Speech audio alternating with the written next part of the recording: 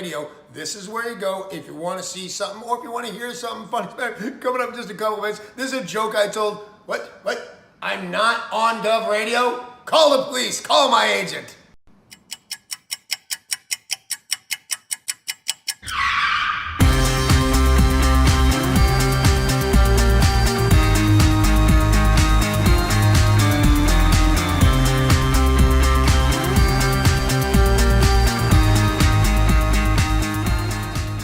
Tony, welcome to Go. Hey, Joe, how are you? I gotta pat you down though, pal. Oh, yeah? Yeah. All right. Got anything on you? Anything I should know? I got nothing. Anything weird going on? What? Alright, you go in, Tony. Good. Thanks, Joe. Appreciate it. Thanks.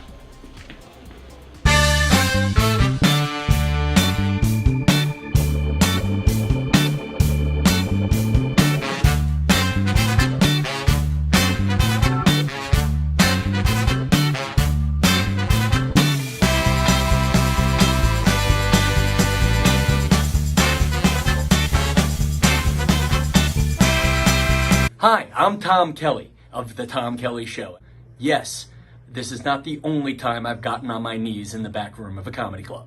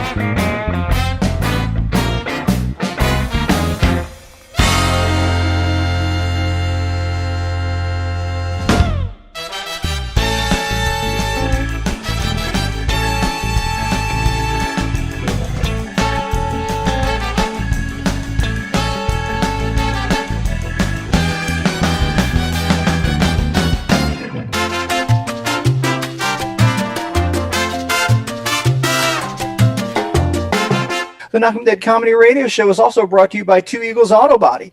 For more than 25 years, Two Eagles Auto Body has been the leader in auto body repairs and customer satisfaction on Long Island. Two Eagles Auto Body handles every type of auto repair from custom applications and restorations to repairs involving insurance claims. Give Two Eagles Auto Body a call and please ask for John Rossi at 516-328-2527. That's 516-328-2527.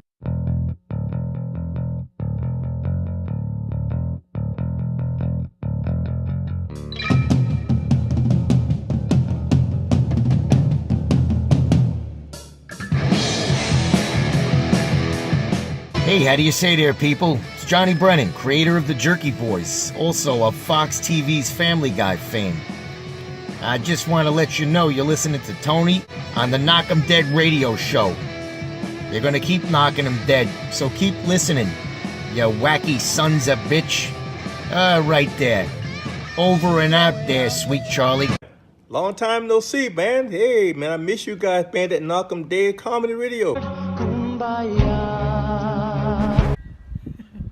Hey Tony, you're not funny, and you probably shit yourself a lot, and you're no fun to be with, and you don't make that much money, and you're not going anywhere in show business, and I hope you get hit by a bus.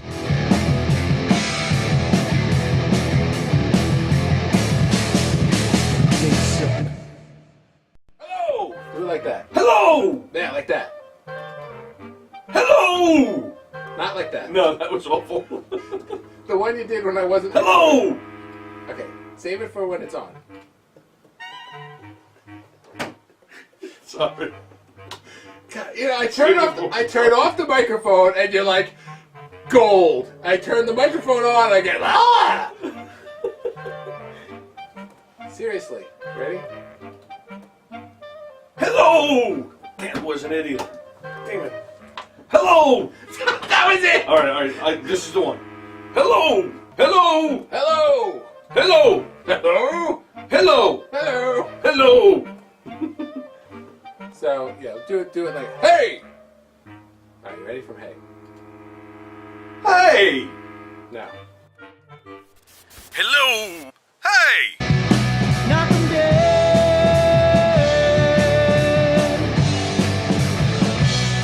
Comedy show.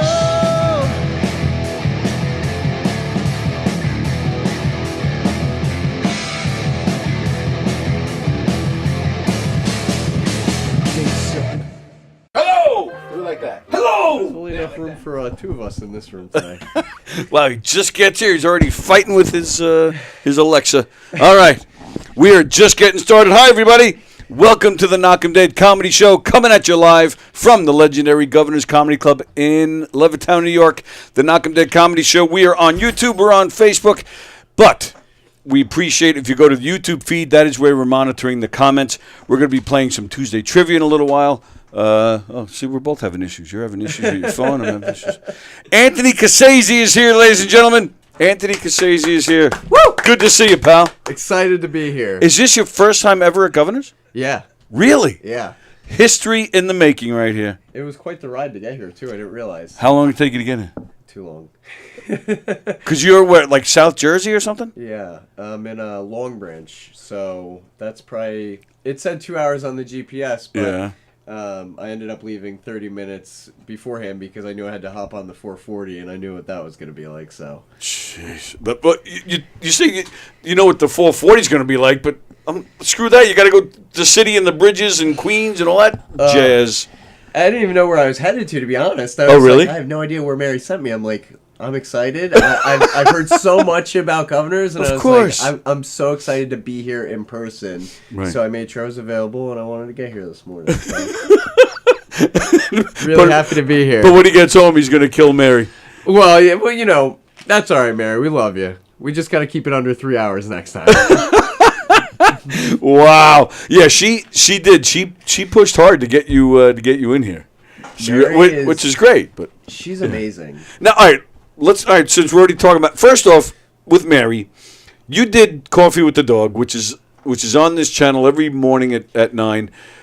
Were you ready to kick their asses? They were making fun of Mary. I was getting mad. They were ragging on Mary a little bit. Yeah, a little bit. But I think it was out of like envy. I think they wanted their own Mary. And I mean, do you blame them? Mary's awesome. She's amazing. She handles so much, and you know, it's amazing to see where she's come in her journey with the things that she deals with. So it's been amazing to work with her, and I can't blame those guys for being a little jealous. I'd be jealous too. Wouldn't you? I mean, well, yeah, and they have nothing. They have nothing for us to be jealous about. Yeah. I'm just joking. So we're talking about Mary, his manager. Now isn't she in England or something? Yeah. So how did this even happen? How does a kid from Jersey who's just starting out get a manager that's in England?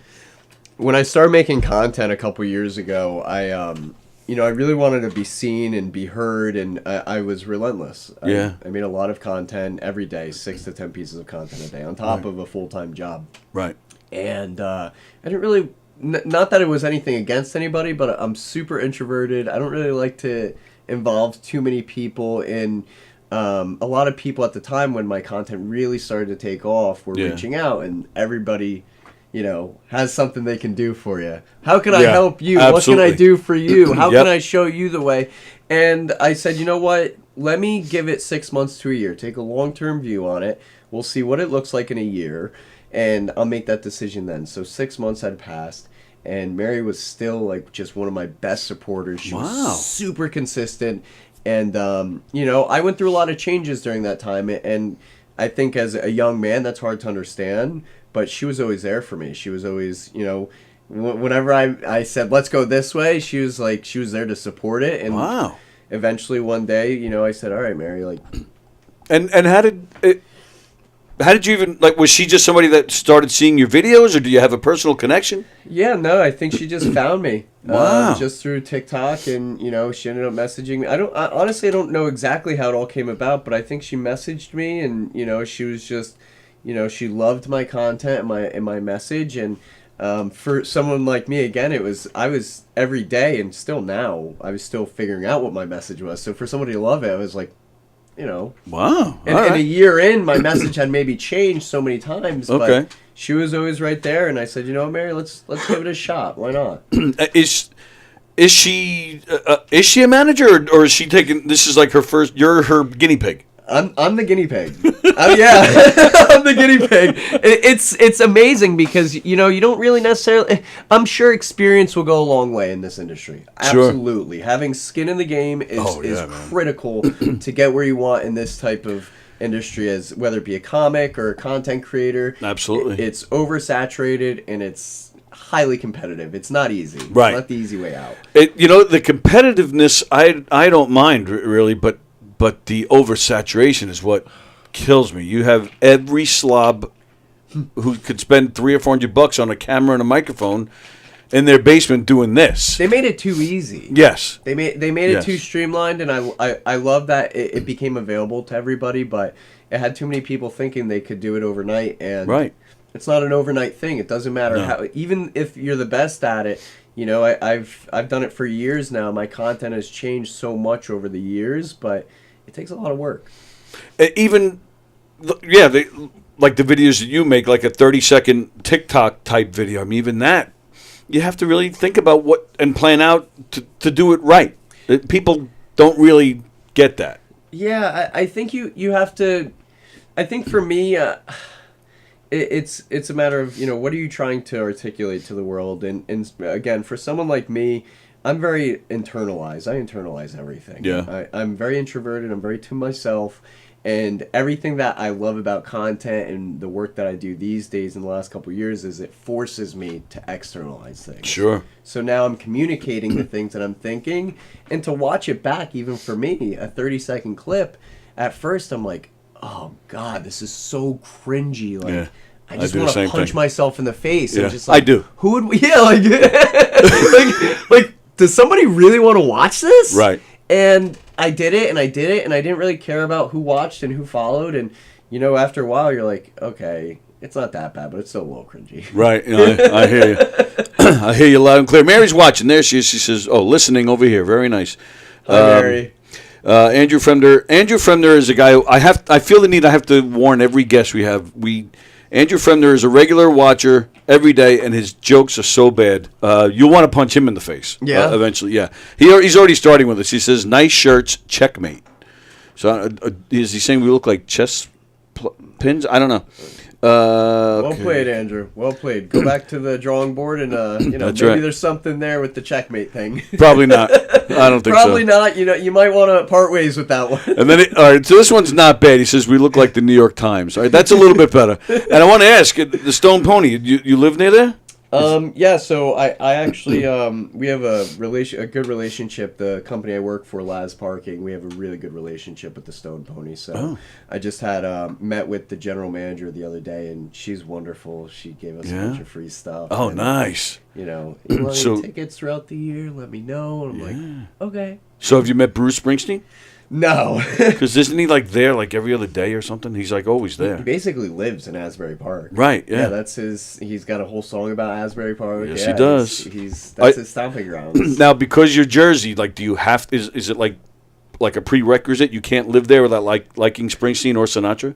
I mean, it will take you places if you do. But, if you don't, there's still a place for you. Maybe just not, New Jersey. No. Yeah, exactly. They're New kicking you out. Jerseyans are known for being pretty over the top about things. If they don't feel like you are part of their clique, they will absolutely alienate you. Absolutely right. Well, we got the same thing here. I come from one town over called Hicksville, and that's where Billy Joel is from. Oh, shit. And are we allowed to curse here? Oh yeah, okay. yeah. Oh, yeah. It's a comedy club. It's only sponsored by a church. It's totally fine. It's like Life Church is your proud sponsor. It's like fuck.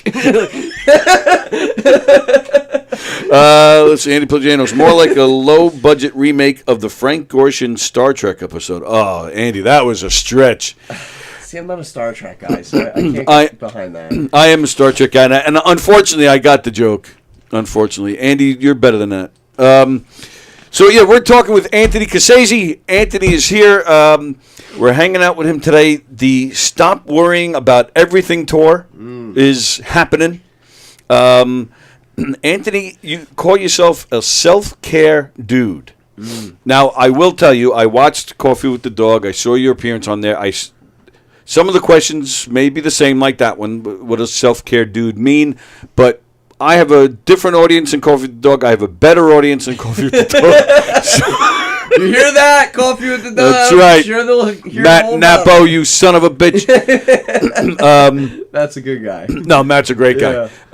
He talks funny because he can't hear. But did you know that? No. Yeah, he's like 85% deaf or some shit. Yeah. No fucking way. Yeah. I had no idea. No idea either. He's been doing the show for a while. Yeah. And I never met him in person. He was doing the show, and I run a comedy troupe. We do shows. Okay. And I needed an actor one day for a show a few months back, and he contacted me. He said, "I've done some acting." I'm like, "Oh, okay. So you want to do the show?" He said, "Yeah, I'll do the show with you." I said, "All right, great." Right. So, that's my impression. Yeah, was that good? That's exactly how it sounds too. So that's good. I sent him the script, and he didn't even have time to rehearse with us, and I didn't care because I was desperate to have an actor out there. Right. We get to the show, so this is the first time I'm meeting him in person, and it's dinner theater. We go out, but we're audience interactive stuff, so we're constantly talking to the audience. That's nice. Well, it's a lot of fun. Yeah. But we're backstage. First time I ever meet him, we're going over things real quick before we go out, and he turns to me and goes, I may have trouble hearing you. I'm deaf. I'm like, and so now I'm like in my head, I'm like, is he joking? Like I don't know what's going on. It's hard to tell, Right. So I don't know if he was just fucking with me. So now I'm watching him as the whole there's 6 of us in the cast, and we're talking, we're going over stuff, and I'm watching him, and he's going like this. Like every time somebody's speaking, I'm like, how the hell are we going to do this show? I go to one of the other guys in the cast. We got to keep an eye on this guy. He said he's freaking. He was great. He did a super job. That makes for all the fun. Absolutely. Oh, it was definitely a challenge, but no, but he came through, and he was great. So yeah, Cat's Coffee with the Dog. All right, so self-care dude, what does that mean? Oh man, I think I it was just a name at first, and then people started to know me by that. I just didn't really think anything of it. Honestly, I think it's easy to look at something online and think, oh, this person has it all figured out. They know exactly what's going on. They've got this perfect little representation of who they are. But I was still trying to figure out my message and where I wanted to go with my content. And I think Self-Care Dude at the time made a lot of sense. Okay. I wanted to help people.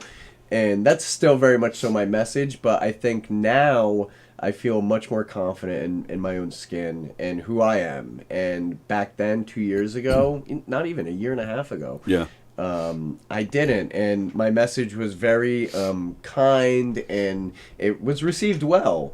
But I started getting into stand-up, and I had to that message changed. Yeah, that's what I'm curious about, because the videos that I've seen, for doing my research and whatnot, it's all comedic stuff. Yeah. So when you say your message and even Self-Care Dude, I mean, that sounds more inspirational, like there's a TED Talk coming. Yeah. So were the videos different back then?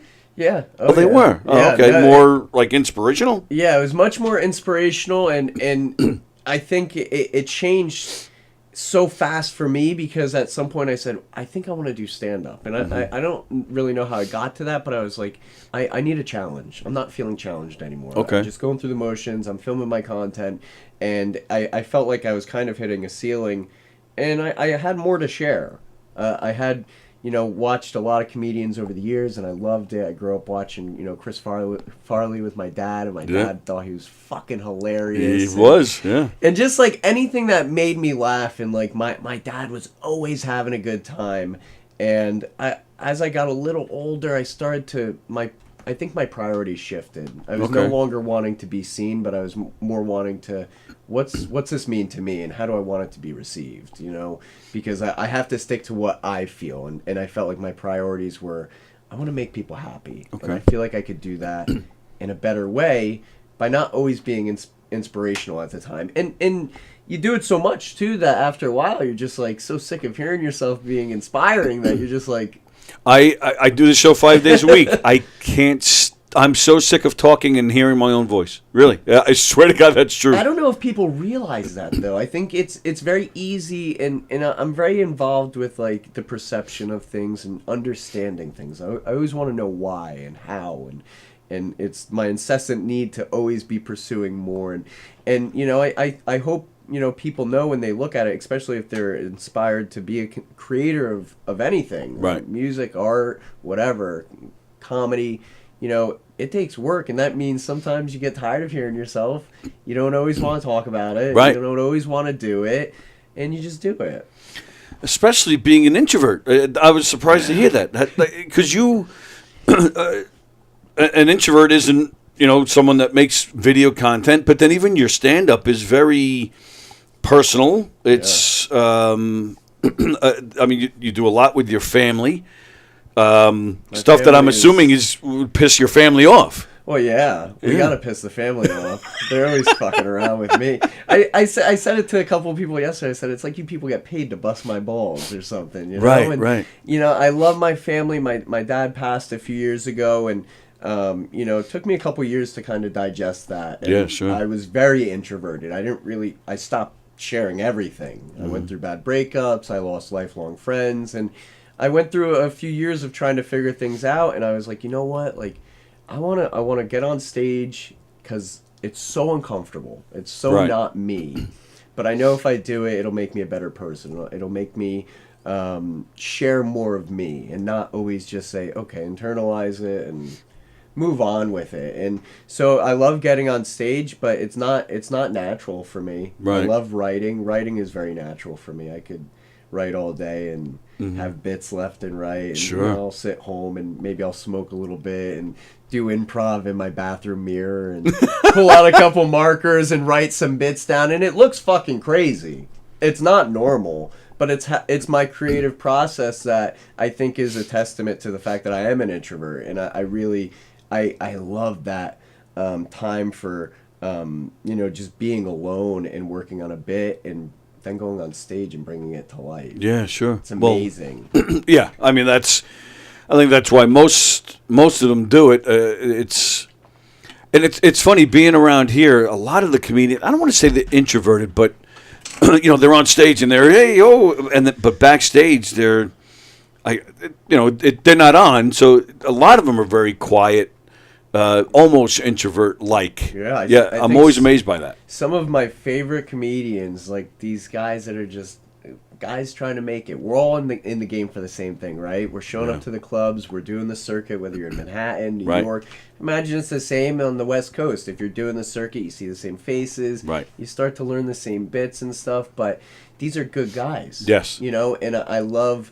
You know, back when, you know, Adam Sandler was starting out and all those guys and those SNL guys, they had such great camaraderie amongst each other. And I think you know, I love being able to kind of draw that out when I'm at the clubs where I try to get the other comedians to talk before a set. And you can tell they're uncomfortable. Right. Because they're not ready to be on.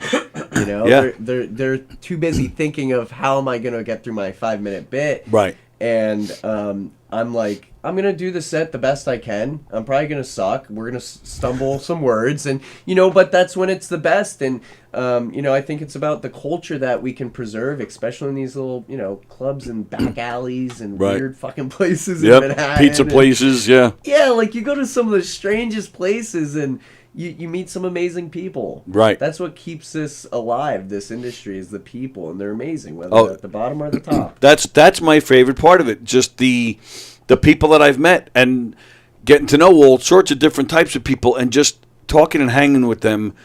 I mean, the show, of course, is fun too, but it's... And there's nothing like making an audience laugh, especially when you feel locked in. You can just say hello and they're laughing. There's nothing better than that. But to me, that's not the complete picture. To me, it's then hanging out backstage, getting to know everybody, talking to them, and even having some laughs with them as well. To me, it's a team thing. There are some comedians here. There's one guy in particular named Fat Jay who's regular around here, and he says it all the time. It's not a team sport. It's I'm out there. I got to do my thing, and that's it. I got to make the people laugh. It's like, nah, I don't see it that way. I do see it as a team sport. We're all in it together to have a great show. I think from like being in it now for a little bit, and I haven't been in it long at all. Some of these guys have been doing 15, 20, 30 years. Right. You're not even a year yet, right? Yeah, I haven't seen nothing. But what I have seen from just observing and being consistent and going every few times a week or something, you start to see that, okay, as a comedian, if you start to look outside of your peripheral, you might get intimidated by somebody else's bit. You might think somebody's better, and that could derail your entire set. Oh, absolutely. So a lot of these guys are very like ego, and that's it. And I respect that, because if you start looking around, you might lose your way on stage. But I think it's about being able to rub elbows with these guys and say, hey, what's working? Did you think that worked? Right. This is work. This isn't just like we're making people laugh, but. I tried the same set at 16 different clubs before I had it figured out, and I'm like, oh God, you just shit the bed every time. Right. It's like, yep. There's something there, but how do you like draw it out? And I love that aspect too. Sometimes I'll sit in the green room, and you'll see the comedians, one asking another, "What'd you think of this?" or "How about this?" Yeah. I've seen comedians tell another, just had them switch one word out of a sentence, and it made a world of difference in the punchline. It's so interesting to me to watch shit like that. Yeah. It's something. It is really cool, because a lot of it is the writing, and a lot of it is just whatever happens, let it fly. Right. Let it. Yep. I like to control shit, and I always tell myself, just let it be. Just, whatever it's got to be, just fucking enjoy it, get into it, because. When you're so busy thinking and trying to get it right, you lose sight of what the bigger picture is, and it's about having fun and making people laugh, and whether it be a little talk show host in the morning, or you're at a big ass show, you just see these Netflix is a joke in California. Right. You got some of these big behemoth guys. I don't think it matters. I think it's all relative, and it's important no matter where you are. These are, you got to enjoy it. This is deep shit. I don't normally get too deep. My brain is going to explode. Where do all this come from? Why you're only 28 or some shit? 28. How'd you get so deep? How'd this happen?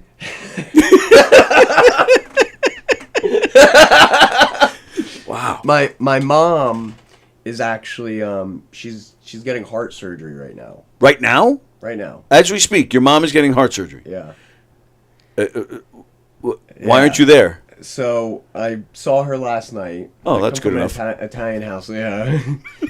She's cleaning the house top to bottom. She doesn't want to be bothered. Nothing, So, I think she has everything to do with me wanting to do better in this world. She's always been a trailblazer for me, my mom. Okay. Always. We came from nothing. My parents weren't ever together, and we always felt like, or at least I did, the outcasts. And I always try to remember like all the shit I watched my mom going through growing up, and she's kind of been like my North Star. She's been through a lot of shit, and so I was telling her last night, I'm like, I got this show to be on in the morning. She's like, go do whatever you gotta do. My She could literally be about to die. It must be an Italian thing or a generational thing. She doesn't want to be bothered. She wants to vacuum the fucking house and go have surgery in the morning. Like it's like routine. I'm like, Ma, you act like this is routine maintenance. Right. And, I got my grandma on the couch who's like, just like enjoying a nice Corona beer and not a drinker. And, I think I look at those little moments in my life and I feel them. I think a lot of people miss the point. They don't feel things. They just let life happen. And right. That's it. And I can't help it. I feel everything. I feel, how other people feel. I'm very in tune with it. And, sometimes it's good, sometimes it's bad, Yeah. But she's having surgery right now. I know. Yeah, I know. So, does somebody know to call you to let you know when it's over They or something? fucking better. They better. Holy shit. They know I worry, so they try not to tell me anything. I'm a worrier. I like to worry about shit. Yeah, I hear you. It's like my favorite pastime. Well, that's Italian. That's we constantly worry. Festering. Yeah. Yeah. It's with everything. The anything. stupidest, the biggest shit, everything. Yeah. And it fucks up your whole day. Yeah. Yeah. Well, yeah, but open heart surgery kind of. would that's a good reason to have your day like occupied. Like I think I'm still in shock. What are you doing here? Like I think I cried my tears, between yesterday and today, and you have to keep going. True. Life doesn't stop for anybody. So, right. I've had a lot of things derail me over the last few years, and I don't even want to think of the prospect of, my mom and being sick and. Right. Sure. Okay, so we'll move on. Which is fine. I'm fine talking about it, but no, it's just but she's the reason that I always want to show up, and when people fucking kick me while I'm down, and when I feel like I'm failing, I'm just like, it doesn't even matter. Like, right. It's so small in the grand scheme of things. Oh, absolutely. It's and I'm guilty of it, but I try to remind myself all the time. It's not always it's the journey. It's not always like getting to a certain point. It's enjoying the whole thing while you're getting there. We should have done. See, I wish I knew. Then we maybe would have done the show like maybe from the surgery room or from the waiting room, and we could get Coming the doctor to you live from the emergency department. I'm your host. Doctor, come out, tell you the good news. Right there on camera, and it'll go viral. Yeah. Yeah. So she's fine. She's gonna get through just fine. In fact, she's already up and vacuuming. Yeah. I said, you gotta be resting. What the fuck are you doing? Yeah. And she's just, that's her. She's no. I'm going to disagree. You're going for surgery in the morning. You're going to be laid up. No. Let me go run around and dance and whatever I got to do the night before. I said, Ma, this is why I got the fucking complex. You got me and my brother. My brother, I'm talking to him last night too. He's like, he calls me up. He's like, I miss you. My brother's like man's man. He doesn't miss nobody. He's just a man. Nice. I was the feeler, and my brother was like the brute strength. And right. He's like, how's mommy doing? I'm like, dude, she's fucking vacuuming the whole house. She won't sit down. She won't listen to me. She won't tell me anything. He's like, keep an eye on her. Right, so he doesn't need all the details. Yeah. She's good. Okay, good to know. Yeah. Done. Yeah. How'd surgery go? Good. Yeah. All right, see you later. It's very like barbarian like, and like I think we get that from my dad, because my dad was a very like, he felt how he needed to feel when no one was around. If he had to, work through something, he did it alone. And when you'd see him, he'd say, "How was it? Good? Okay, good." That's it. It's very simple, right. And you don't want to overcomplicate things like that. This is people's health, and you have to imagine that modern medicine has come a long way. Oh, sure. My mom, she'd be all right. She'll be all right. Well, we're wishing her the best, and hope everything is well. Yeah. And you said somebody is going to reach out when I got my older sister and some other family members at the house. So all right. So they're holding it down over there. All right. But you keep an eye on the phone. I don't care what we're doing. Keep an eye on that phone. This phone, I've got. You have two phones. What's going on here? Well, this is a work phone. Are you a drug dealer? This is my burner phone. This is my burner phone. Oh shit, the police. Let me get rid of my phone. He's actually hired to come here and kill me. That's why he's here. The jig is up. No, this is my work phone, and these fucking people, they have no respect. I work my ass off 100 hours a week for my job, and I love it. Otherwise I wouldn't do it. Yeah. The biggest downside to that is it takes me away from me wanting to be creative. At the end of the day, when you got to go home and walk your dogs, and you just worked 16 hours, and you got 700 phone calls. People these days, they don't know how to wipe their own ass on their own. No, they don't. It's unfucking believable. I'm with you on that. Yeah. And like it's unbelievable. Like, I want to help people, but in the same breath, you have to let people kind of fail.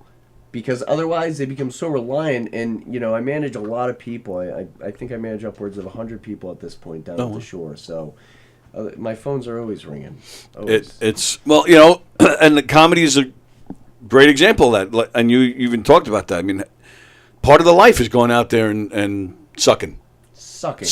Oh, all the fucking time. Yep. I wouldn't mind being a drug dealer. At least I could just fucking knock all these people back. I could just click, go get a new number.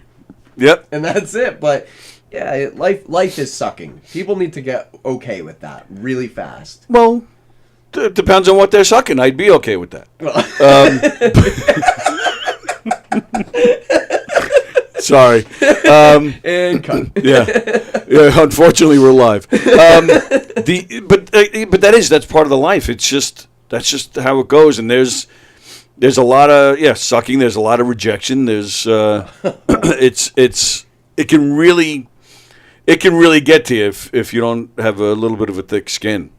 I think that's why I'm thankful that I am so introverted, because I'm very reliant on my own self-opinion, which may come off as very like high and mighty and cavalier. Yeah, but in this I know what you mean. You know what I mean? So in regards to people rejecting me, if I walk off stage, I'm not trying to reason with anybody's opinion other than my own. Right. Did I nail my set? How did I come across? You know, and you talk to a lot of guys that don't like you, especially if you're good. Yes. Especially if you're good. It's not that they don't like you; they're just jealous. They do think immediately that why don't I have that? Which is kind of bullshit. I think it's easy to do that. I do it too. You know, I've watched plenty of comedians where I'm like, fuck, that guy's good. Oh yeah, you know, absolutely. I got it, but then I'm like, well, how do I kind of figure out what he figured out? Yeah, but that's not jealousy. That's just like you're not wishing he didn't have it. You're just saying I want that too. Yeah, I would never. Yeah. There is a lot of that. Yeah. You know, people like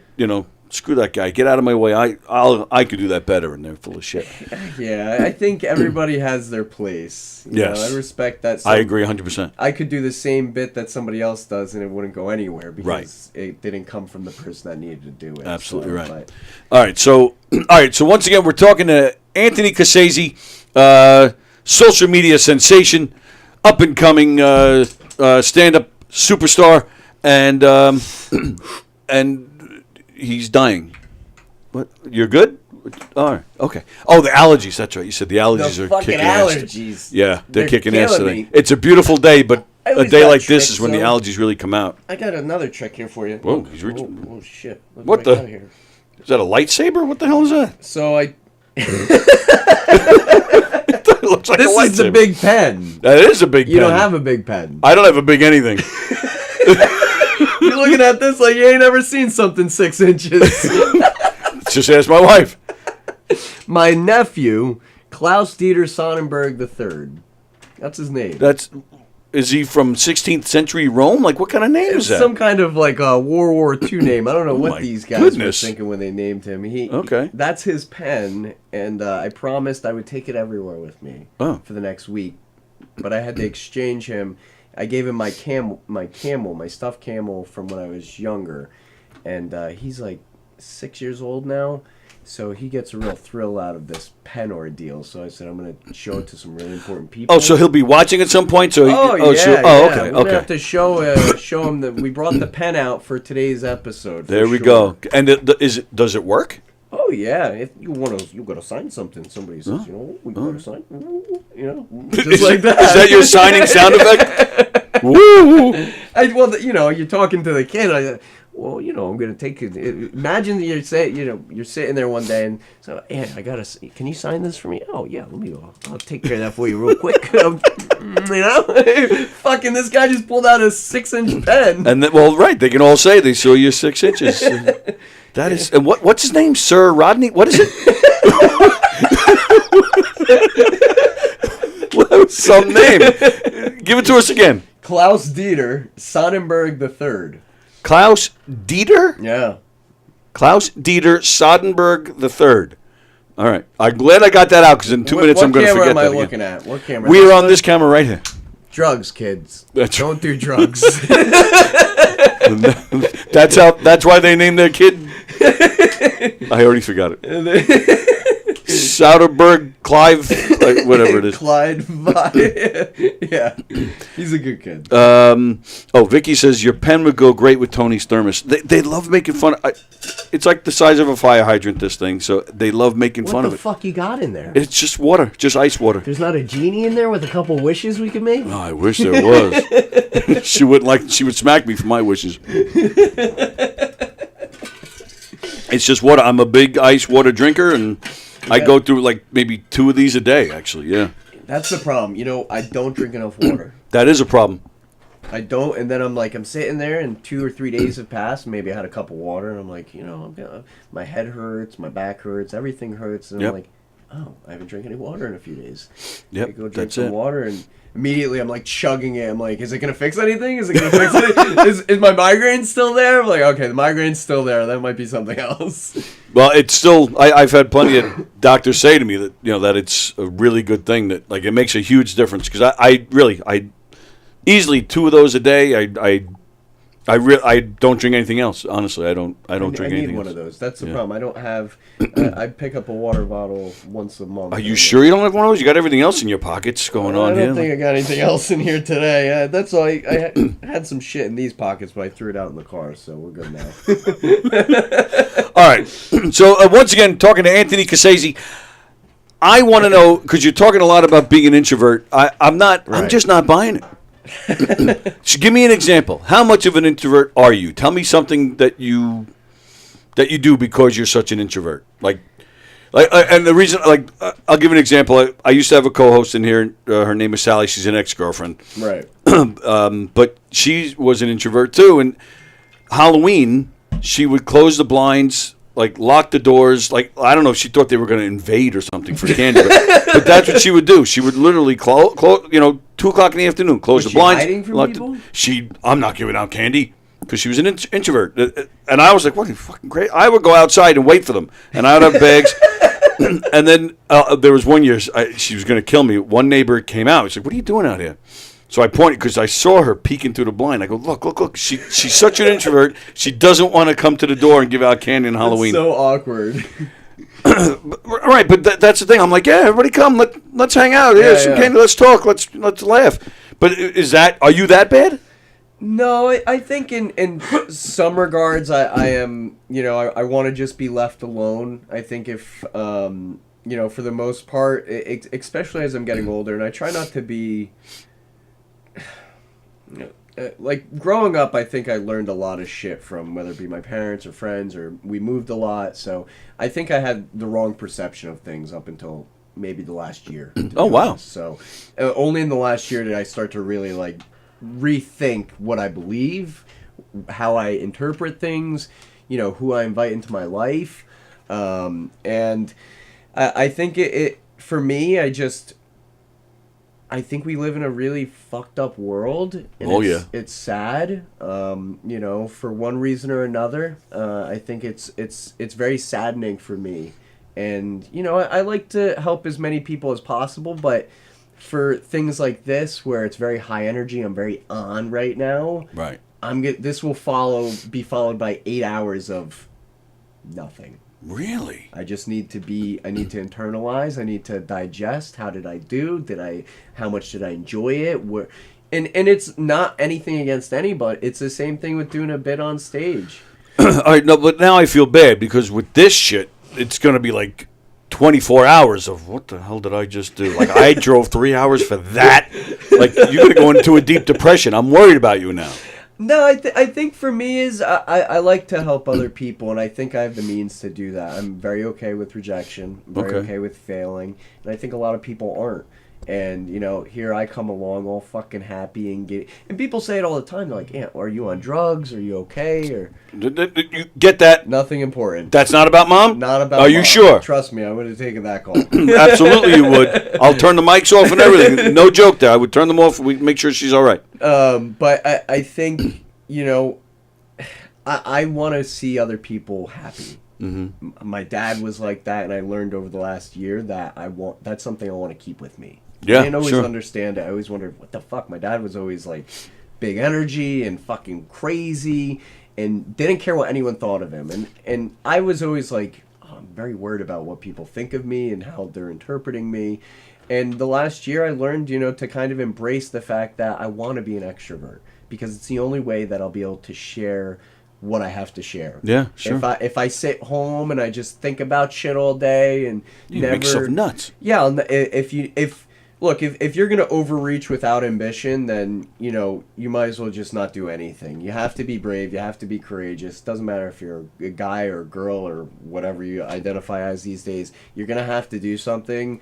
quite literally, where you take that risk. The thing that you think you can't do, you have to go do it. Yeah, absolutely right. Absolutely. Wow, it's like the Dalai Lama is here or something.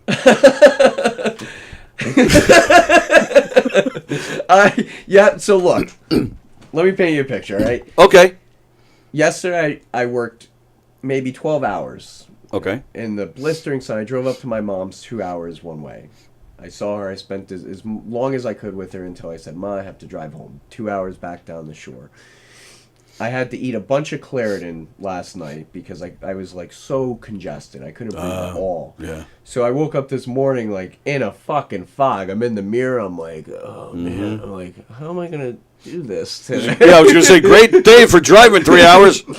And I don't mind the drive, but I was just like in a foggy mood, and I'm just like, even as I pulled up here, I started to feel that next Zyrtec that I had taken an hour ago hit me, and I was like, okay, I'm kind of like... So I floated into Governor's. Yeah, I'm just like, staring into the abyss, and I'm like, let's do this. And I was so excited to do this. I was so excited because I haven't done anything in the last month where I could just sit and do it. I love this. Yeah. I love being able to talk and share, different insights and learn. And even when I talk, I learn more about me when I open my mouth. You can't learn anything about yourself if you just internalize everything. Yeah, I agree with that. Yeah. But the more I open my mouth, I'm like, man, you're an idiot. Just shut up. Not you. I'm talking about myself. Where do you think that type of thought comes from though? Because I obviously have a very similar and I think a lot of people deal with that every time they hear themselves talk, fuck dude. But being around a place like a comedy club, I'm surprised at how many people are not that way, where they're like, look at me and I'll go on for an hour even though my set is only good for 8. But people are fragile. People are fragile. People are really fragile, and with the means to be, social media has amplified everything. Oh yeah, it's made it very hard to be yourself these days because we're too busy looking at other people. What he has, what I don't have. It's it's a classic case of trying to keep up with the Benjamins here. You're chasing your tail, and there's not much in our society these at least that I can see that says be you and be out there and be open and be what you need to be. I don't think there's a lot of that, and I think that's very much me. So I'm learning to embrace that. Well, you're a lot younger than me. No. You gotta be into your mid-30s. Yeah, okay. All right, there's the comedy right there. But I remember a world without that stuff, without the social media, so I don't know if I don't know. I'm guessing, but so many people, like you said, people look at social media. Oh, I want what that guy's got. Meanwhile, what that guy's got is usually a lie. Like people will put stuff on Facebook to make their life look so much better than it really is. Definitely. So I find myself a lot of times, that's a bunch of shit. I just don't, and I don't really care about that kind of stuff. I used to when social media first started, like everybody else, throwing my political beliefs on, having arguments with people. It was new. It was like a honeymoon. It was everything was so fresh. And I feel like an idiot now. Like if I look back, some of my very early posts, I'm like, Everyone does. I like Facebook. Facebook goes from 7 years ago, and I'm like, I'm rambling about something that I'm like, the fuck is in my mouth?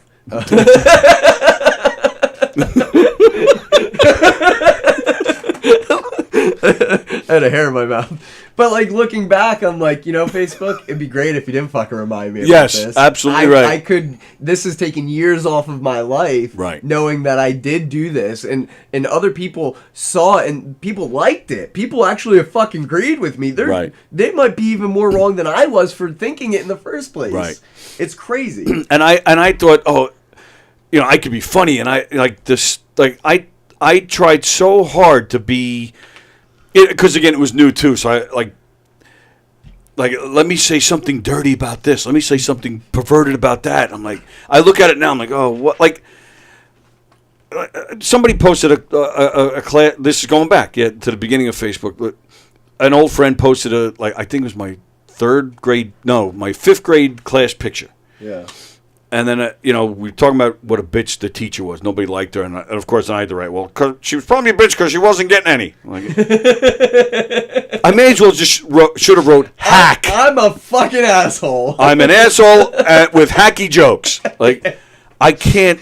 And say, people like it. And the worst part is people remember some of that shit from the early days of Facebook. I'm like, people know you as that. It's like, remember that guy Tony? He fucking wrote that thing about Mrs. Anderson. Right. He's like, Tony's a pervert. He's a creep. Like, I still get it. Boom! It's a very fine label that now you've earned this label. And society loves to label things these days. Oh yeah.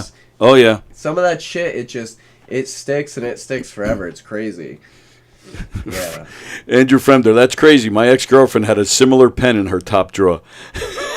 Well, sorry, Andrew. It seems as though maybe your pen wasn't doing the trick. Yeah, well, exactly. Well, that's why she needed the pen. The pen with batteries, because his wasn't coming through. How many speeds does that pen have? Yeah, okay. So, the allergies are bad. I have bad allergies, too. Yeah. I'm allergic to everything. I didn't know I had allergies until a week ago. And I initially thought I was getting sick, which I didn't believe because I was already sick once this year. And I was like... That's your quota? One for the year, Okay, sure. It's been like that for the last 10 years. So I was like, all right, I already got sick back in November, so I'm straight for the next, 365 days. And I'm like, my throat got funny, and I was like, am I getting sick? And then it went away immediately, like an hour or two after the fact. I woke up the one morning. And then I was just nasally for... You've never had allergies before? No. Like, this is your first time ever experiencing allergies? And I started talking to everybody about it. I'm like, you got allergies? How do you feel? I'm like comparing my symptoms. I'm like, oh, you got nasals? Okay. Because I'm like, fuck, man, if I'm getting sick. Being physically sick is the one thing that hurts me mentally. It's probably the only thing that hurts me because... That's all men. We're all babies. Oh, God. I'm just stuck on my couch. I can't do anything. Yep. I hate the idea of being immobilized. Like... Yes. Oh, no. That's good. We're good. All right. No, but I feel really good today. I'm just nasally, and the Zyrtec and all that stuff helps, but last night I took those 2 Benadryls, and I fucking... Yeah. You're a better man than me, because I take that stuff, and there's no way I would have... I live 5 minutes from here, and there's no way I would have made it in. I'm totally... That was me this morning. I was like, holy shit, man, I feel like somebody kicked my ass. I'm bad with... I'm just not a medications guy. Like, medications, like, the side effects and... Like anything? Or yeah. But even the heavy stuff, like Oxycontin, I had to take once, and that shit'll jam you up. Oh, yeah. I was having dreams that I was being chased by people, and like, but in real places, like it was like places that I know well. I was being chased. Yeah. And it was like watching a movie. Like, I see myself, and I see these people chasing me, and we're running, and I was like, and then I would turn to what would be the camera, looking at the camera, say, wake up, this isn't happening. So I'd wake up, in pain. I'd take some more, like 3 hours later, I'd pass out again, and I swear to you, this is true. The dream would pick up where it left off, and these people are chasing me all over again.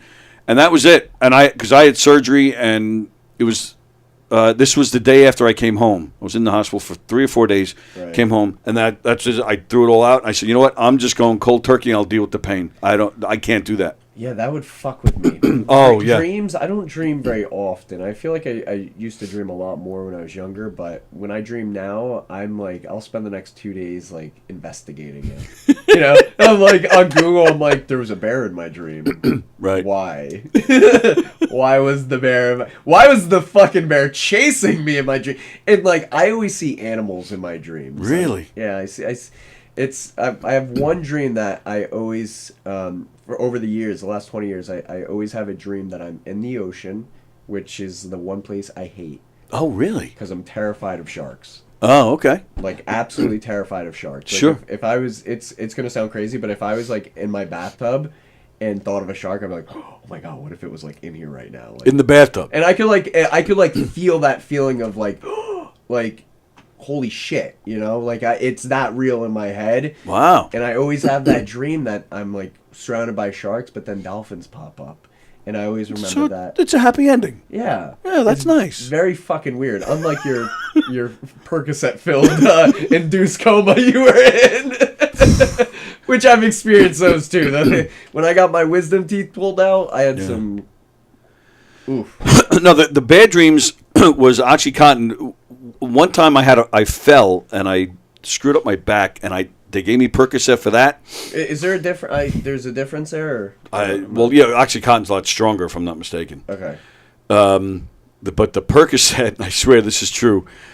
We need a shipment of OxyContin. Oh, no, we don't. No, we don't. Oh, I did have friends, because I would tell that story about the dream. Yeah. Friends, I did have some people call me up. You got any of those left over? Like, I could really use one tonight. I was like, no, I didn't. I threw them out.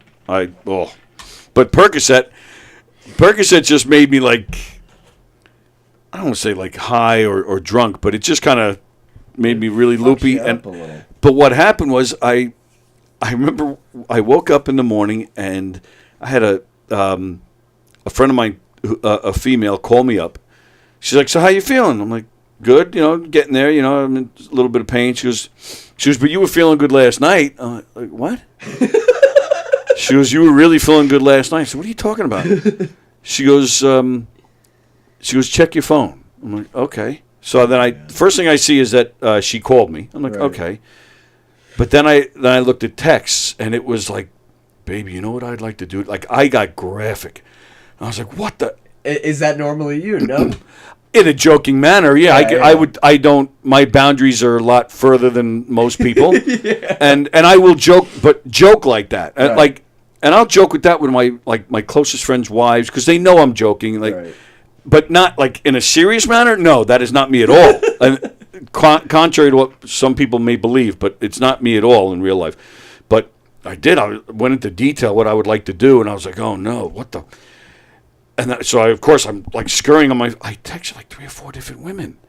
And then I went to the computer. I went, and sure enough, I emailed, I think, 2 girls on Facebook. I was like, "Oh my goodness." You were really going. It was bad. Fucking. And I have absolutely, to this, this was probably 10, 12 years ago. I have, to this day, no recollection of any of it. And same thing, like threw the Percocets out. So I'm not doing that anymore. Like a locomotive, just shoveling coal into the fucking furnace. Absolutely you were just right. Getting momentum on your Percocet Absolutely trip. right. But it's funny you mentioned sharks, because there's one. No. Don't fuck with me.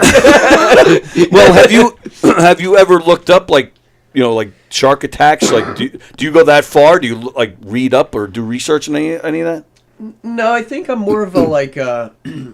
Sometimes it depends my mood. Sometimes I'll take science and say, okay, these are the facts. Right. But then other times I'm like, I'm a very spiritual guy. I'm gonna feel it out. I'm like, all right, so the shark in that dream was, he was not as fat as the other sharks, so maybe he was a baby shark. Yeah. Sorry, that was too easy. Yeah, it was. Like I said, hack. Yeah. But do you actually? But when I'm not talking about the dreams, like, do you actually look up like real life shark attacks? Like, do you get that much? No, you don't. Okay, so you've never Googled man survived shark attack on Long Island? No, I don't want to think about surviving You don't want to think a about shark that? attack. That fucking thing better kill me. It better fucking kill me. Because what if I told you? What if I told you No. that I survived the shark attack? Are you serious? Shark picked my freaking leg off. See that? So I thought it was kind of weird that you mentioned shark attack. Fucking serious? No, I'm not. Not at all. That's not a shark attack. You think I'm nuts? You know how many people I get in this world that think that I survived a shark attack? Dude, I didn't survive a shark attack. Fuck. What the fuck? As soon as you said shark attack, I'm like, oh, I'm gonna get him good. I tell so many people that all the time. So, what happened? Shark attack. And then I say, "What? You never? If you Google Long Island man survived shark attack, you'll see me. I'm totally full of shit." You just fucked my world. Literally, I'm gonna be thinking about this for the next week at least. Like, yo, I was on this show, man. This fucking guy fucked with me so hard. That's like 90% of my stand-up. Well played. Thank you very much. Played. Thank you very much. Very well done. Don't do that again. That was me. I did not see that coming. That was funny. Well, nobody does. Yeah, it's especially wearing long pants. Nobody has any clue. Yeah. Wow. I'm proud of it. You should be. And my apologies. These guys are so sick of seeing it too. I do that all the time. No, I never saw it, so I'm happy. I'm happy that was the first for me. Holy shit. Last time I had pain in my mouth, says Fremder. I made an appointment to go see the dentist at the Tooth Hurdy. That's good. Yeah. Vicky, Percocet, I think that's supposed to say Percocet. To Tony is Ambien to everyone else. Ambien. Okay. That's like those people, they do the secret Santa lists or whatever. Yeah. Some girl told me if you want to do your own secret Santa around Christmas, you just take some Ambien and pull out your laptop and go on Amazon, and you don't even remember all the shit you order. You just right. So then a week later, you're like, oh, what's all this shit arriving at my house? And it's just a bunch of random Christmas. stuff. Yeah, it's like your own personal secret Santa, except now you got a credit card bill to pay. Sponsored by Ambien. And credit card. Capital One here is to collect. Exactly. So it's Christmas for them. Okay. Mary said that was brilliant. Thanks, Mary. Not funny, Mary. That better be in the notes next time. That's right. She did ask me for notes. I never gave her any. She wanted. At the time I hadn't done research on you yet, so I didn't. So I was like, I don't have. What notes am I going to give you? I don't know anything about the guy. Right. But once I did do Mary, I'm sorry. I was supposed to give you research, but my questions and stuff. But I'll be honest. It's super rare that people ask me that in advance. I'm like, we just come in here, we hang out, and we talk. That's it. I mean, right? It's been harmless so far, right? I asked so far up until your shark joke. We were doing good. You had me in the first half. Now, we got to bring this thing fucking home. But it won't get any worse than that, I promise. Well, that's good. Yeah. That was pretty bad. Yeah. I told Mary, because we're always figuring this thing out. We're not fucking pros. I'm not. I haven't been in stand up for 30 years. Mary hasn't been a manager forever. This is our first time for both of us figuring this out. And more times than not, I talk to people who are just I don't know. I don't know if they're not interested in what they're doing. So I told Mary, I said, let's try to have some kind of cadence for the way that we do things, because I don't want to be sitting in front of people and it's like, people are able to just, rub elbows and shoot the shit and just have a good time. Right. Which I love. That's my favorite. I could sit here and do this for hours. Me too. No problem. Right. But some people, they're like, I'm like, this is really fucking awkward. It makes me nuts. Get out of here. People, so how'd you get into comedy? And they like, no, you got to do your research on your people. I mean, I'll be honest, and I've said it on here before, being on here 5 days a week, I've never worked so hard in my life, because every day I got to plan and do my research. Every day I'm doing that, and it's, there's so many times I'd rather be doing something else, but I don't want to see it. So how'd you get into comedy? And what's your favorite joke? There's no substance to that. Right. That's not what people want to see. People want to see people being people. Right. They don't want to see, that very, I don't even know what you call that. Bad monologue. Right. Right. And I think so. With Mary, we're always trying to figure out how to make it better. And there's always people that want to work with us on certain things. And I think for me, now more than ever, I want to work with people that are kind of on the same page as me. I want to work with people that are like-minded, and whether they're in stand-up or music or whatever, it doesn't always have to just be about content or stand-up. And I just want to make sure that people I'm working with are serious, because I'm very serious. I fuck around so much, but I take my career and my creative endeavors, whether it be on the show or anything, just doing pre-planning before something of my own. I take it very seriously. I want to get it right. It's really important for me. Yeah. And I don't know that everybody's like that. So. Yeah, especially at the beginning level, because you'll meet so many people are just kind of doing it for fun or doing it as a dare even, or or they just want to show off once or twice a year. You meet a lot of those in the beginning, and then as you're climbing the ranks, then you'll meet the people who are like-minded, who are trying to make some kind of dent. I love that. Yeah. I do. It's inspiring for me to see other people that it keeps me reaching for something. When I'm surrounded by people that are complacent and not driven to do anything for that matter. Sure. They're just getting by. That paralyzes me as a person. And I'll observe it and just, I'm not gonna shit talk you and kick you while you're down. Yeah, right. Right. Everyone's figuring things out on their own time, but you're not for me. Right. And I respect that. A lot of people over the last 10 years. I had a childhood friend that was my friend for 20 years, and one day it just didn't click anymore. And you go separate ways. And I love that now in my life, all the people I have are on the same page as me, and I'm so grateful for that. Because, that's hard to find. Oh, it's rare, and I spent a lot of lonely days to get to that, because I could have went out with the one night stands. I could have went out with the assholes that just wanted to get drunk on the weekends and be a part of my content, or I could have went out with the girl that just wanted the nice dinners and hung out with all these people that just did it for all the wrong reasons. Yeah. But instead, I always sat home and said, "Fuck that! I'm gonna wait. I'm gonna do what I want to do. I'm gonna work hard. I'm gonna write. I'm going to produce. I'm, going to think of how I want to grow my career. And when my people come to me, they'll come to me. Okay. And I am so steadfast on that. I believe that so much to a fault. Yeah. When my people, that's, that's a little scary. But, yeah. He's going to start his own compound soon. You got a Jeffrey Dahmer type here. Right. David Koresh. Sorry, I'm just joking. On the same page, he looks like a page. What? Nice black shirt. Looks like a drinking thermos from a thermos. Okay. Brennan Burt, I used to tell girls you should have seen it before that damn shark attack. Yes, absolutely. Okay. So, when you said producing, have you been producing your own shows? No, Is that part of the plan, or? That's definitely part of the plan for me. I think right now, that's kind of where I am creatively right now, where I'm starting to, I like doing these smaller skits where like SNL type skits. Yeah, I love that stuff. Yeah. Yeah, I know. I think for me it's about collaborating with the right people.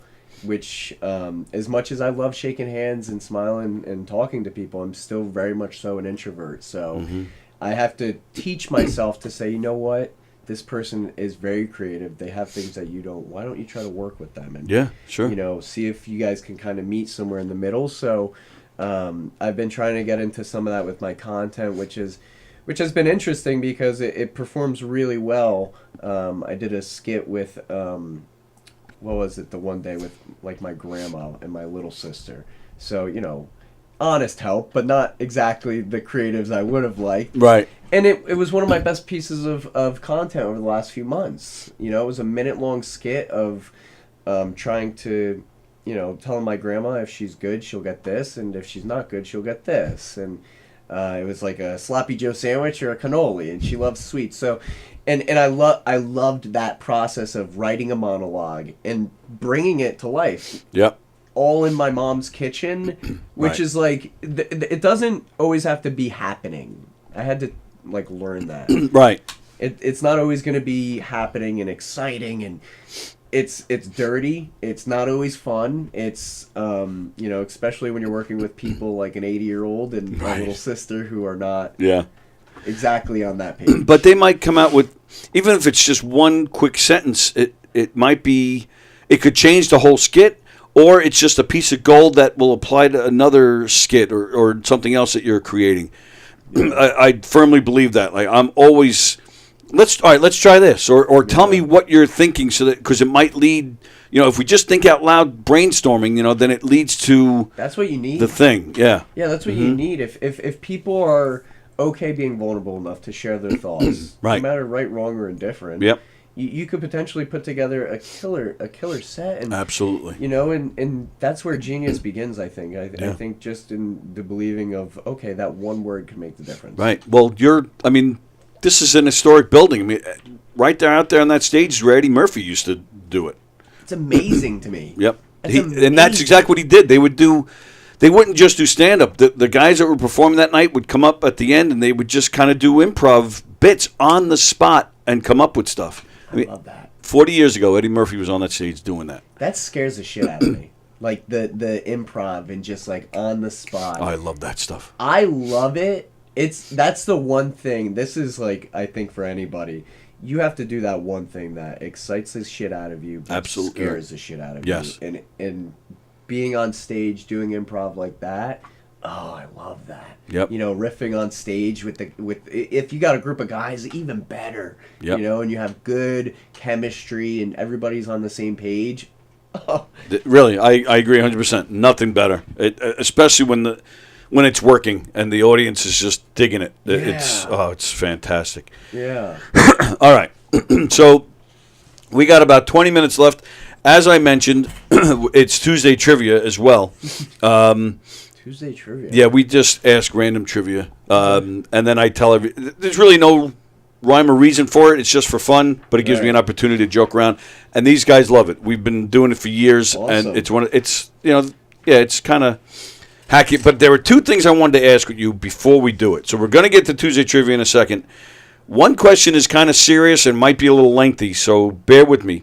But before I get to that one, this question first. How many times has Linda Marcus Smith hit on you?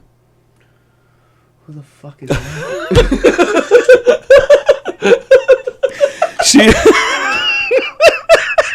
I saw you guys are in a picture together. You guys must have worked together, did stand up together somewhere.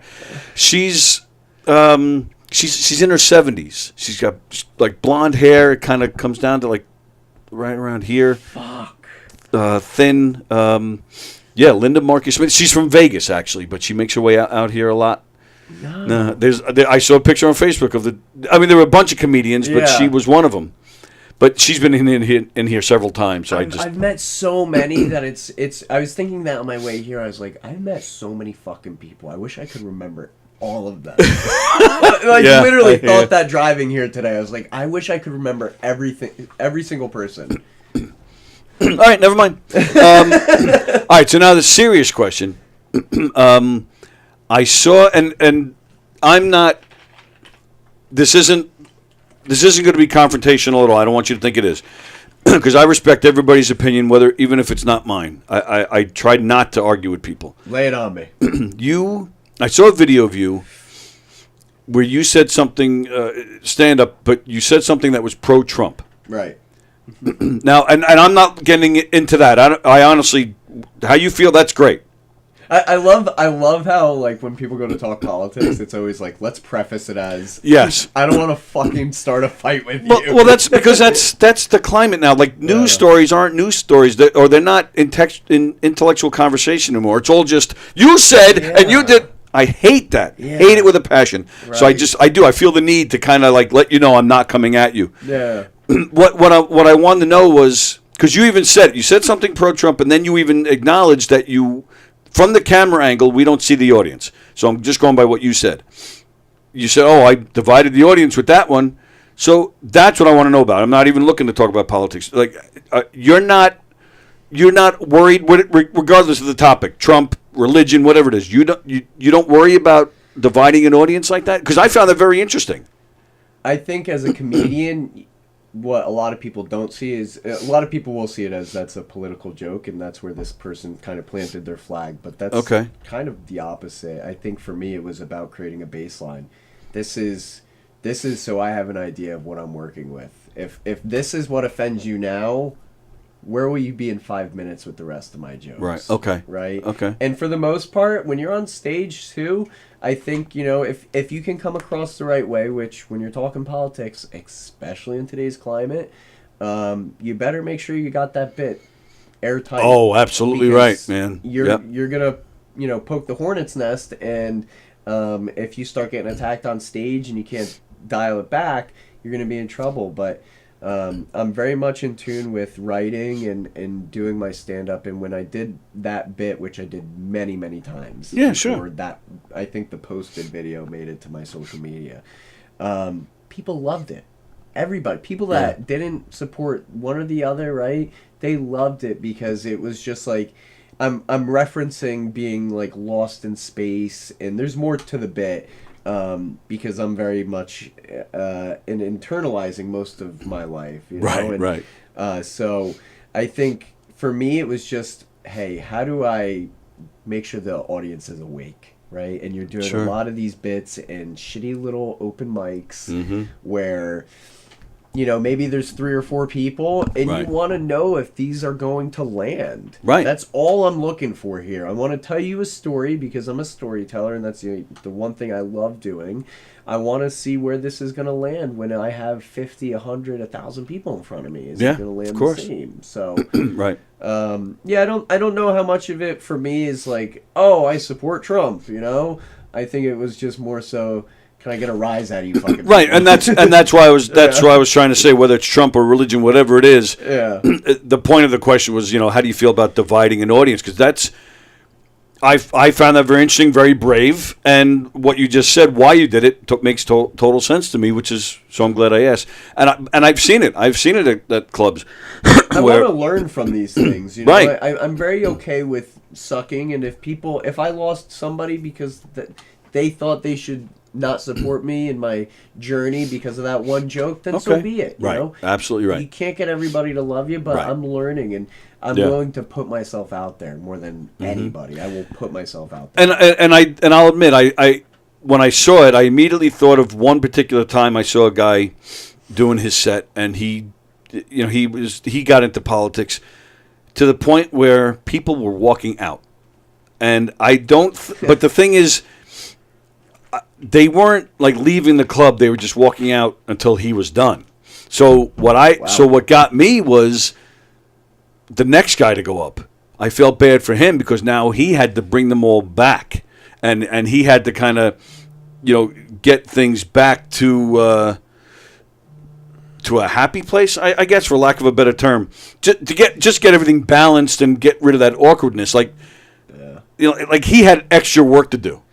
So I felt bad for him. I think if it were me to follow up to that scenario, I would just, I'd have to piggyback off of the poor guy, Right. That would be show, right? Right. Let's not do that again. That's a good way to bring it back, right? To acknowledge, so much for my Trump material, whatever. Yeah, because you don't want to put the other comedian down too much, but you want to fuck with him a little bit. Oh, of course. We've all been up there on stage and fucking sucked. Oh yeah, again, that's part of the life. Absolutely. The bit didn't come out the way we had hoped or thought it would in the writing, and oh yeah, story of my life. Yeah, I've had some interesting moments. All right. You got all sorts of sounds going on over I know. My cell was ringing. Is that a fax machine? This is Colorado Springs. You know anybody in Colorado? No. Let's nice out there. I have a feeling, because we get, we're such a popular show, I have a feeling this is just a telemarketer. Let's see. Hello? Hello? Hello? Hi, how are you? Yes. Yes. Yeah, I'm Yeah. good. Good. This is Tracy Johnson calling from Walmart Customer Support. How are you doing today? Did you say Walmart? Is that what you said? Yes. Oh. I'm calling you from Walmart Customer Support. Oh, great. And here, I just received a pre-authorized order from your registered phone number ending with 2932. And the order is for an Apple laptop and Apple EarPods amounting to $1,500. Yeah. Did you place an order from Walmart? Oh, I'm sorry, I can't hear you too well. Are you asking me if I placed that order? Did you place an order? Yeah, for the computer? Yes. Yes. And AirPods. Yes. I need a computer. I enjoy online porn.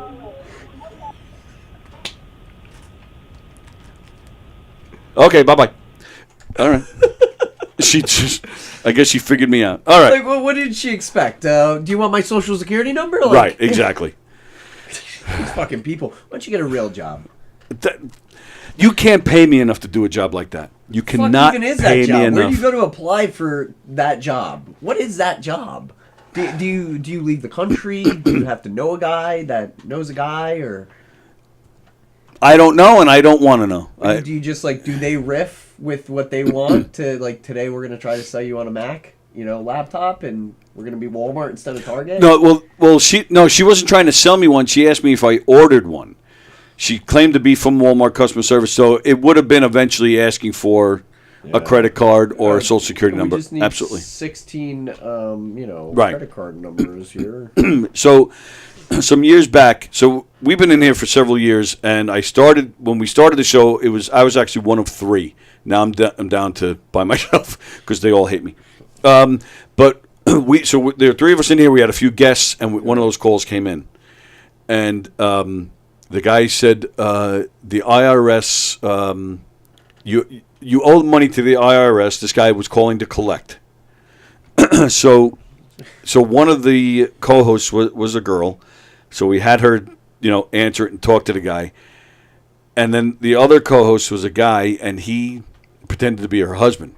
So she's like, "Oh, okay, you need my credit card number?" And the guy on the phone's like, "Yes, yes, I need your credit card number." My accent's bad, but so now the other guy's pretending to be the husband. He goes, "What are you spending money on now, bitch? What are you doing?" And we start going like this, and she's screaming. This guy, we actually have it on YouTube. It's hilarious. This guy on the phone, "Stop it, you stop that." He threatens to call the cops. Oh, that's fucking... So he's like, you're the scammer, and you're going to call the cops? This guy actually fessed up and said, lady, there's no problem with your money. There's no problem. You don't owe the IRS. You could just forget it. Please leave that horrible human we need being. Domestic violence to fucking... Yeah, we totally broke this guy. It was one of my prouder moments in this room. Yeah, that sounds amazing. Oh, it was Talk about fantastic. Calling the kettle black. Jesus. Right. Well, don't get racist on us. So... All right. Time for some Tuesday trivia, ladies and gentlemen. The way this works, I'm going to ask you some random trivia questions. There's no theme. There's no nothing. It's just random questions. You guys are going to answer them in the comment thread. I said it at the beginning of the show. I'll say it again. If you're watching on Facebook, of course, we appreciate it. Please follow the Facebook page and like it and all that good stuff, whatever it is you got to do. But we are monitoring the comments on the YouTube feed. So if you'd like to play Tuesday Trivia with us, switch over to YouTube. And while you're there at YouTube, be sure to subscribe to our channel and hit the thumbs up and share the link and, do everything else that you're supposed to do. Yeah, and do that thing that you do. Yeah, all that sharing stuff, whatever that is. Yeah, I'm old. stuff. I have no idea. And just do that shit. Exactly. Like it, share it. That's it. it. Twist it. So, and then comment here in the thread your answers to our trivia questions. I'm going to ask the question, each question, then I don't give the answer yet. You guys comment with your answers. Anthony's going to give us answers as well. Then we go back and we ask the 10 questions again. I read your answers, then I give you the real answer. It's all for fun. It's just an opportunity for me to make fun of you all with your bad answers. However, if anybody wants to go to a show at Governor's, any of the 3 Governor's comedy clubs this weekend, I'll get you in because you played Tuesday Trivia. I cannot get you into every show, but I can get you into most of the shows. So if you'd like to see Brandon Lackaruber's Broken Mic Thursday, maybe I can get you into that. Brian Scott McFadden is playing the club this weekend. Terry McNeely is playing the Giggle Room on Friday with Natalie Goggin and our own Travis Grant and Hugh Murray. Greg Joseph is on that bill as well. Carrie Karavis is playing the club this weekend. Lots of great people playing the club this weekend. Go to govs.com and see their full schedule and make your reservations. And again, just let me know if you'd like to go see a show. And if you ever, same here, if you ever want to come here and check out the local scene, let me know and I'll introduce you to some of the guys. Closer, that'd be great. Yeah, if you feel like driving another 3 hours on Percocet or Valium or whatever the fuck you took. Whatever you're fucking drinking. Well, then you could just fly over if you're on that shit. I'll just take my magic carpet over. All right, for question number 1. What was the first web browser called? You're a youngin', you would probably know that. AOL. AOL, all right. Final answer? Shit. Like it matters. Okay, question number 2. Pokemon is an abbreviation for what? Yeah, I never knew that either, actually, until I was looking at my questions for today. Like, gotta catch them all? Pokemon? Pokemon is actually an abbreviation for what? I have 4 voicemails. I never have 4 voicemails. You didn't give him my number for the hospital, did you? No, I mean, at least somebody's getting the calls. I wish they'd stop fucking calling me. Yeah, all right. So Pokemon. Did you want to give it a shot? Or you can pass if you want. I think I'll pass on All that right, one. you're allowed. Pokemon. Question number 3. A little history for you. Which president doubled the size of the U.S. during his term? Which president doubled his size of the U.S.? I'm not talking about anything else, you and your 6-inch pen. Which president doubled the size of the U.S. during his term? Like the size of the country. Like, more states. All right.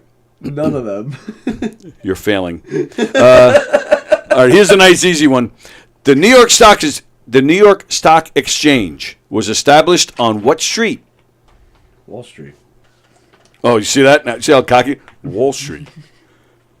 Oh, I got to make up for the other two I missed. Well, true. I gotta own it.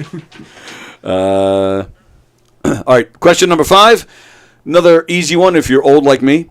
What British band recorded the song Another Brick in the Wall? Ooh. I don't know. Are you up on your classic rock? No. You like music? Yeah, I was listening to some Queen on my way. Oh, nice. Yeah. Good man. Yeah, come on now. I actually met Brian May once, the guitar player. I actually met him once. Where? Well, believe it or not, I have a close friend of mine. Queen is out there now. They're touring with Adam Lambert as their singer. My close friend of mine is the bass player. So he got me backstage at Are they Mass. in the U.S. or? Yeah. Yeah, they're touring the U.S. Well, not currently, but yeah. I forget where they are. Actually, they might be on hiatus now, but they're still doing it. But shit. I think it was just before COVID. They hit the Garden, and my friend called me up. I didn't even ask him. He just left me a voicemail. Hello, Tony. He's from England. Hello, Tony. Just let you know, your passes are at the Garden. Just go to Will Call and give him your name. I'm listening to the message. I'm like, I didn't even ask him if I can come. But I wasn't turning it down. I go there. The lady gives me 2 wristbands. Yeah. One was black, one was red. I go. What's the red one for? She goes, this is how she said it. She goes, oh, baby, that's the one you want. I was like, oh, okay. Say no more. I'm backstage in Madison Square Garden. That alone was like, holy shit, this is history. But, then I go backstage, and I meet the band, and Rami Malek, who played Freddie in the movie, he was there. I would have just been, sitting there like... Oh, that's totally what I did. Totally what I did. When I met Brian May, the guitar player for Queen, one of the original guys, I couldn't... I just went, yeah, and he went, hello, nice to meet you. I couldn't say a word. Couldn't say a word. Get the tea and crumpets. Yeah, exactly. Fucking shit. Can you play? Yeah. Another one bites the dust right now. I really no idea, no clue what I would have said to him. That's amazing. Yeah, it was pretty cool. All right, so. This worked out perfectly. You mentioned before you're not a Star Trek guy. So that is question number 6. The Wrath of Khan was what number Star Trek movie? 3. What? 3. Okay. All right, so we have 3 questions left. Einstein called what, and this is a multiple choice question, Einstein called what the most difficult thing to understand? Was he talking about income taxes? Was he talking about the Russian language? Or was he talking about cats? Those fucking cats. I hate cats. I hate cats. Hate them. And I'm allergic to them, too. Oh yeah. Brutally allergic. Yeah. But I hate them anyway, so it works. I think I want to go with the cats. All right. Yeah. It seems like a Hail Mary, but fuck it. All right, next question, number 9. What is the definition of the word appricate? APRICATE. Appricate. Appricate. Today. And it's very... today is the weather outside is a perfect day to appricate. I woke up today appricating. Well, I don't want to know about that. The weatherman was talking about the appricate today. I feel like that could be a number of things here. Well, yeah. But that's my little hint for you. The weather outside is the perfect day to appricate. Meditate? Meditate. Get lost? All right. Get lost. All right. That's Take not... a hike? That's... All right, now you're getting colder, but... All right. Question number 10, the last question, also a multiple choice question. What percentage of people have had sex at work? 12, 33, or 51%? Percentage of people who have had sex at work. 12, 33, 51. Now, this isn't referring to me, right? This is I'm totally asking you when, after you answer if you've ever had sex at work. Totally asking you that. And if so, then I'm going to ask for pictures. We need fucking proof. We need fucking proof right now. Wow. What was B? 30? 33. Let me do 33. Okay. 51 just seems... You guys got to stop fucking around. 51. I'd be all right with that. I mean, I'm not against it either. I'm not against it at all. Are we getting any work done? Well, no, but who cares? All right. Let's. Nice job answering the questions. Let's see. Let's go back so I can read your answers. Okay. All right. So question number 1. What was the first web browser called? Anthony said AOL. Vicky said AOL. Andy says World Wide Web. No. Stupid. Mickey Delaney says AOL as well. Anybody else? Okay. The answer, you guys are all wrong. The first web browser was called Mosaic. The fuck is that? I have no idea. I thought that was just one of the operating systems for Apple, but I don't know. That's the answer that I had when I was putting the questions together. Pokemon is an abbreviation for what? Let's see. Andrew Fremder says I porn. didn't know these answers. Yeah. Jeff Bosey says gay sex. All right, Vicky, John Rusiello, and Andy Plagianos all got it correct. It's short for Pocket Monster. What? Yeah, I never knew that. So this is a Pokemon. Yeah, that's a Pokemon. Yeah. Imagine I just like. Hey, you go up to a girl. Want to see my Pokemon? Yeah, baby? I'm like out to dinner. I'm like, you want to see my Pokemon? I'm gonna whip it out. I brought my Pokemon with me. That's how fast she runs out of that restaurant. Which president doubled the size of the U.S. during his term? Let's see. Did any of you guys? Oh, all right. Andy Pagano said Jefferson. Jeff Bosey said Jefferson. Vicky says Jefferson. Jefferson's. Fremder says that black guy. What the hell? That's not. Jeff Bosey, congratulations. I think this might be the first time you got an answer correct. So, yes, it was Thomas Jefferson. Yeah. Wow. Very nice. If, by the way, you do make your way here again and you meet Jeff Bosey, don't. Right. Don't meet him. Just no go, Jeff Bosey. Go the other way. Oh, hi. You're Jeff. Oh. Yeah, no, completely go the other way. Yeah, he's scary. No, I'm kidding. Jeff is a good boy. Okay, the next question. Yes, everybody knows that was Wall Street. Not even going to read it. You all got that one. Which British band recorded Another Brick in the Wall? Another easy one for all you old people. Pink Floyd. Vicky got that. Andy got it. Jeff Bosey got another one. He got that one right too. I didn't get that one. Mary Bourne says no idea. Can you imagine? Pink Floyd is British. How do you... Mary, what do you... I find it interesting. I do have some close friends in England. They seem to like American music more than we do, and we seem to like British bands more than they do. It's very weird. Yeah, I noticed something similar a while back. I was like, yeah. Ooh. Mary, what do you like? What's your favorite music over there? Mary... Oh, it's later over there, so it's like what? Like dinner time over there? 12:30? Isn't it like 5 hours ahead of us? Sure what Something like that. The difference is. Mary, have you ever heard of Elio Pace? He's one of my closest friends out there. He just played the London Palladium 2 weeks ago. I don't know. Just thought I'd throw it out there. You never know. Okay. Yeah, a lot of people saying Pink Floyd. Okay. Next question, another easy one for all you old folks. The Wrath of Khan was what number Star Trek movie? Andy got it right. Jeff got it right. Mickey Delaney got it wrong. John Rusiello got it right. Vicky got it right. Mary got that one right. Fremder says 2 1/4. But yes, the answer is 2. Star Trek 2, The Wrath of Khan. Never liked Star Trek, huh? Just never got into it. Yeah. Yeah. That's fine. Yeah. Yeah. Jersey, so you must be a Sopranos guy. I like Sopranos. Okay. I think it's like overpopularized. Like, It's just very It's like, oh, you live in Jersey, you have to like The Sopranos. Yes. It's very stereotypical of us. Yep, absolutely. It's true. Oh, shit, I skipped a question. I only asked 9 questions. Oh, well. I'll save it for next week. All right, Einstein called what the most difficult thing to understand? Was it income taxes?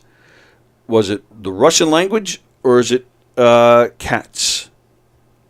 Gotta be the cats. Jeff Posey says a woman.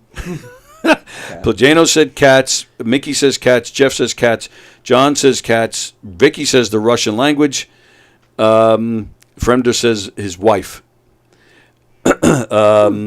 Yes, well, you all got it wrong. It's income taxes. Income tax. Einstein said income taxes are the most difficult thing to understand, which I would agree with, by the way. Absolutely. Yeah, it goes right over my head, man. Yep. Most things do. What is the definition of the word apricate? Apricate? Apricate? I'm going to say the one apricate. I was looking forward to. All right. Yeah. Yeah, you said it's either to meditate or get lost. Right.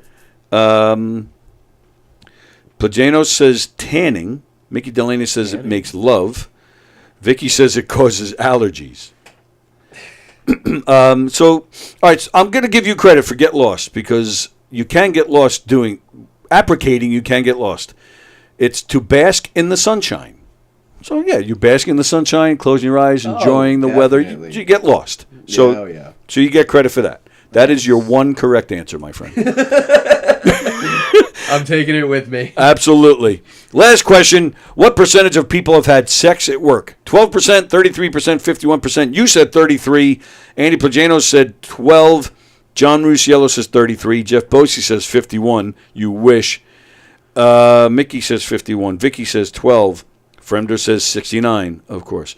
And now Andy Plagano is telling me that my web browser answer is wrong. I don't care, and neither should you. It doesn't matter. But we can fight about it when you come in here on Friday. There you go. The answer is 12%. 12% of people have had sex at work. All right, so not everybody's fucking at work. But they should be. Some. That answer should be higher. Some people are. And all right, so here we go. Have you ever fucked at work? Or I have had sex at work. Look at him. Look at that. This is the perfect time to answer it. Your mom won't hear it. She's having surgery. Yeah. Nothing I wouldn't say in front of her. She accepts me in all my glory. You do pick on your family a little bit in your stand-up. I have to. Do they get mad? No. Oh, all right. They're good about it. Did you have to warn them in advance? Like, no. I'm just joking, Ma. No? Because I fuck around so much in the first place. And that's only in recent years. It wasn't always like that. I was always very quiet about shit. Yeah, right, so right. Now, once I started talking, they were like, that's when they were a little. I talk about my mother's drinking on here all the time. She gets so mad. Oh, does she? But it's not true. So that's why I'm like, I don't care. I'm making it up. But, all right. Mary says it's 5:30 over there. All right. Very nice. Anthony Cassese. It's a pleasure having you here today, so pal. much, This was a lot of fun. Yeah. Do you have any dates or anything you want to promote? Your socials, all that stuff? So people can stay in touch? Yeah, so you guys can look me up on Instagram. I'm Ant Cassese. Cassese is my last name. And on TikTok, it's also Ant Cassese. We moved away from Self-Care Dude, which a lot of people knew me by over the last couple years. And we're looking at solidifying some dates coming up, but we don't have anything in stone right now. Okay. Just been working that day job, so I've been pretty busy. Nice. But yeah, look me up, follow my journey, and and if you like my shit, then let me know. Excellent. And again, we'll hopefully see you in here again, and then if you ever want to come hang out and meet some comics, and they have the main stage. There's another room called the Giggle Room. It's a smaller room. Can I go peek around? I'll want to go check it out a little bit. If you want, so you walk out of here, you make a left. It's the door right at the end. I don't know if there's a padlock. You just look to see if it's open. Help yourself. Check it out. Cool. But if it's locked, it's locked. So, but yeah, by all means. Yeah. But that room is usually a lot of independently produced shows. So if you're ever interested in getting out here, I can introduce you to some of the guys that produce shows in there, and maybe get you a few minutes. I think that's something I could use some help with. Mary, if you're listening, we'll Yep, have to she's sort there. that out for sure. Yeah, I'd be happy to introduce you to some of these guys. No, I so appreciate all the that. best to you, pal. This Thanks was for a lot of having fun. me on. All right, that's it. So we're out of here. It's thanks for sticking with us. We went a few minutes late, not too bad. Today is Tuesday. Hershey and the Keeks tonight at 9:00. Mark and Mike welcome comedian Pat Marone, who will be here. That'll be fun. And then me and Mike will be here tomorrow, hanging out. And that's it. And once again, Brandon Lacaruba's Broken Mike is Thursday. Brian McFadden is playing the club this weekend. Terry McNeely, Natalie Goggin, Travis Grant, Hugh Murray, Greg Joseph, and Carrie Karavis. Go to govs.com. Don't forget, September 28th, you can see us doing a game show in the Giggle Room. We're going to have a lot of fun doing some trivia there. And as well, don't forget, May 11th, Nikki Glazer, Someday You'll Die, her brand new HBO special, will be playing, start streaming May 11th. So be on the lookout for that. All right. Once again, we are out of here. And thanks for hanging out with us today. Again, Hershey and the Keeks tonight, and we'll see you here tomorrow. See ya. What will you experience at a Knockem Dead Comedy Murder Mystery Show? Suspense, excitement, love, more love, violence. Well, not really. And, of course, some music. Knockem Dead Comedy is the #1 murder mystery troupe, entertaining thousands of people for over 20 years. You have a great night or what? Good. Their hilarious murder mystery shows are full of audience interaction from beginning to end that will keep you laughing all night long. Their shows are not to be missed. Knockem Dead Comedy's murder mystery themes include a mob show, a redneck wedding, a high school reunion, a family reunion with a luau theme, or your own custom show. Johnny, you have a good time tonight or what? I had an awesome time. All right. She had a great time. KDC, that's what I'm talking about. Yeah, all right. Fundraisers,